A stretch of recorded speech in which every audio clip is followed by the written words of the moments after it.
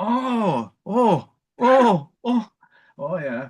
HR for me Monday. Ocean Drives films with Eclipse Dine-In Cinemas Bundoran. Now serving pizza, hot dogs, ice cream, and more to your seat. Find out more at Eclipse Cinemas. Time to join our man at the movies, Collie, and the latest from Eclipse Cinemas in Bundoran. You had a great night last night, had you? Yeah, well, that's true. That's why we're one day late. But I have to tell you something, Shamey. We've an Yeah. instant classic this week, right? And we've a movie that I haven't yet seen, but it's going to be so divisive. I can't wait to see it. But I doubt there'll be any movies this year that I get more, or a movie experience I get more pleasure from than last night. Because you might remember last year we did it for the first time. We'd our big TY gala ball with my Enya College right here beside us. And we 10 movies that the students made themselves. And this year, thanks to Creative Ireland, who are very active here in the local area, they had some funding to do some workshops beforehand, and like the jump in quality, like the stories and ideas were always good, but this time they understood how to use the microphone particularly. And it was great. And like I would have, look, I'm a soft touch. I would have loved it anyway. But the fact that the winning movie was called Walk in My Shoes by a young lad called Martin, I would have loved it anyway, except his dad came over and said, by the way, I really enjoy listening to you and Shamey on the radio. I swear to God, he only said that after they won, Shamey. I just want to make that, okay. make that Rubbing clear. you up the right way. Make that clear. But it was a brilliant night. And like, you know, and like we see it here, and sometimes on the news, sometimes on the Facebook page, people going, young people these days, and, you know, slagging them off and you know, having difficulties with them. I have to say, they were just absolutely brilliant there. There were 60 of them packed into screen one with their friends and family last night, having the crack, cheering each other on, and they're so supportive and empathetic of each other. You know, I think my generation would have, you know, we would have enjoyed it, but we would have been a bit mean to each other about the stuff, whereas these kids were putting themselves out there, showing their emotions on the screen, and it was brilliant. So I just wanted to say well done to the students of my Enya College. Okay, we might get an opportunity to see them again, will we? Oh, absolutely. I think I'm going to shut them. And I think we might put them up on YouTube for everyone, because you want to see the quality of some of them. Now, some of them are just mad, but you know, the quality of some of them. If you're a teenager, you're supposed to be mad. Of course you would. You and your mates making a movie around Bundoran. Hey, look at you, and you're just beyond teenagehood. Yes. Right. Okay. It's a big week in the movies, and she's back. And look at it. It's like Jessie Buckley's year, isn't it? Really? It really is. And what I only found out yesterday is that she actually made this movie, The Bride, before Hamnet. Oh, right. Before Hamnet, and then had a baby. You know, so it's been it's busy year, and hopefully next week she's going to win the Oscar. Now there's a very famous movie called The Bride of Frankenstein. Yeah. People who might know the movie know the image of, I think her name was Liza Lancaster, with the streak of grey in her hair, right? It's a very famous picture. 1935. I can put the year on it. There I remember. You go. Was First Date you and Edna at the movie, was it? Anyway, so this is not so much a remake as sort of a mad reimagining. And it stars Jessie Buckley and Christian Bale, and it's, do you know what it'd be more like? Bonnie and Clyde meet Frankenstein. That's kind of the pitch of it, but ramped up to 100. Will we play the clip, Shamey? And you might get it. Oh, yeah. I hope you've censored this clip now. Oh, yeah. HR for me Monday.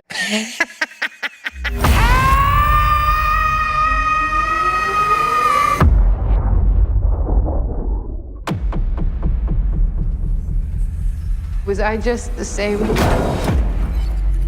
before the accident? It wasn't any accident. Everything we did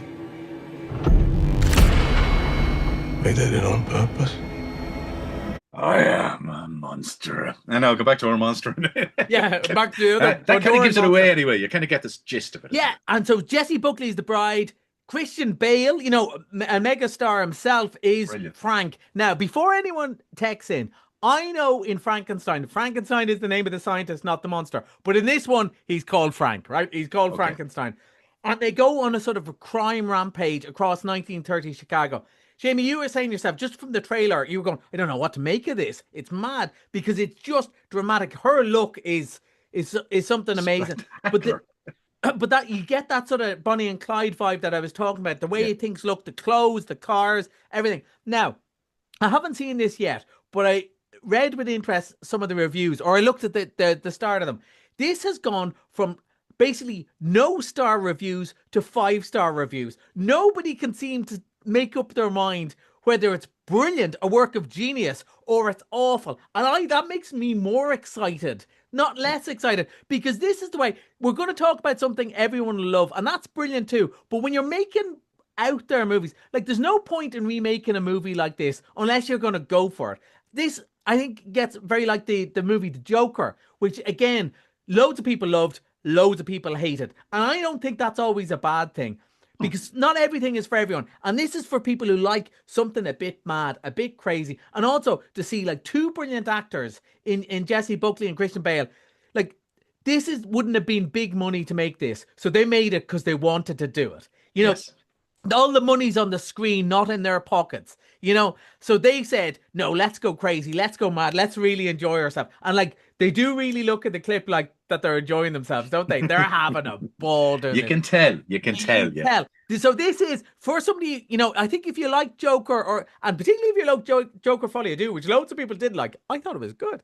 I think this is for you. Definitely a 15A, not for the faint-hearted, but for something really special. And also shows this week with the Oscars around the corner, Jessie Buckley's range. She can do everything. She can just do everything. Absolutely. Absolutely. And can sing. Yeah. Now, something for the kids. We talked about this last week. It is out. You got to see it. Hoppers. I've got to see it since. So I'm going to categorically say it's not for the kids. It's for everyone. It's is it? great. Okay. It's absolutely great. So Pixar, I would think, generally, their quality is pretty good, but the bar is high. So the last couple, Elemental and Elio, I really enjoyed them, but I really enjoyed them as kids' movies. They weren't Pixar level. This one is back to sort of Inside Out, that sort of level. And what it is about this animal mad kid who goes around rescuing animals. She comes across this experiment where people get to transfer their brain basically into these robotic animals so they can communicate with the animals. And of course, being Pixar, they don't just do cute Dr. Dolittle, because once she starts talking to the animals, it turns out the animals are a lot weirder than we thought, right? And it goes off in this direction. It is genuinely laugh out loud funny, right? It is clever, it is inventive, and also, needless to say, with Pixar, it's really sweet and thoughtful and all about the environment. And it's, you know, there's a really clever stuff going on there that it's not just that parents can enjoy it. We're all enjoying it at the same level, but kids will understand it and parents will understand it, maybe coming from different angles. This is going to be another favourite. It's going to be around for ages, but well worth going to see. Hoppers, couldn't recommend it more. Okay, brilliant. Now, this is new. I haven't seen this or seen much about it. How to Make a Killing, new black comedy thriller. Mm-hmm. Yeah, this one is this is really next week's, but I thought we'd do a quick mention because it opens on Wednesday. So this is a story about this guy. He's born into a rich family, but he's disinherited because his mother is the wrong, for the wrong sort for the son. And he grows up resentful, finding out this billionaire family, spoiled brats, and he decides he's going to get his revenge by, if he knocks off enough of them, he eventually will inherit the money. So it's a really dark black comedy. All right. With Glenn Powell, who's kind of a bit of a man at the moment himself from Twisters and all those. And it looks like good fun. For those who like your humor sort of dark, and there was a very good book called How to Kill Your Family.